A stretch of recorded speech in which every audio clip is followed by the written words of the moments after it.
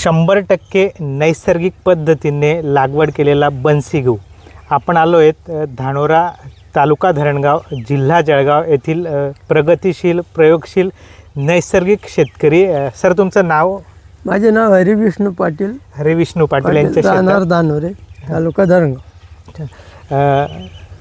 भाऊंनी त्यांच्या शेतात बन्सी गहूची लागवड केली आहे. सर, कुठल्या कुठल्या नैसर्गिक साधनांचा तुम्ही वापर केला? आधी मी काय केलं, बियाणं प्रक्रिया केली.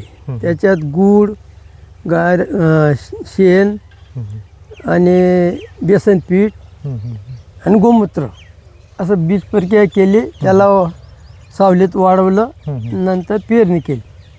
मग पाणी भरल्यानंतर दुसऱ्या पाण्याला मी जीवामृत केलं.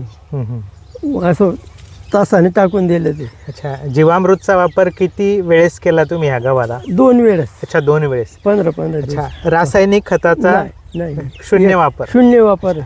आपण बघू शकतात, शून्य रासायनिक खताचा वापर, नैसर्गिक पद्धतीने तयार केलेला बन्सी गहू.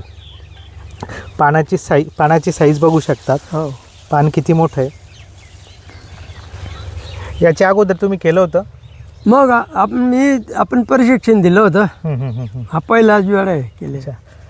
आधी एक वेळा केलं होतं मी देशपांडे, मोहन देशपांडे यांच्या ऋषिकेश.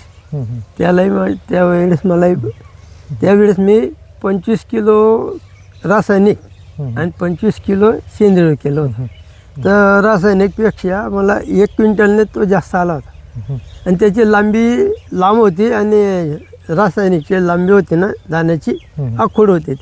अच्छा, म्हणजे रासायनिक पेक्षा जैविक चांगलं आलं. अच्छा, बरोबर. भाऊंनी आर्ट ऑफ लिव्हिंगचं नैसर्गिक शेती प्रशिक्षण केलं होतं आणि त्या नैसर्गिक प्रशिक्षणामध्ये भाऊंनी जे शिकलं त्या हिशोबाने भाऊंनी त्यांच्या शेतात हा प्रयोग केलेला आहे.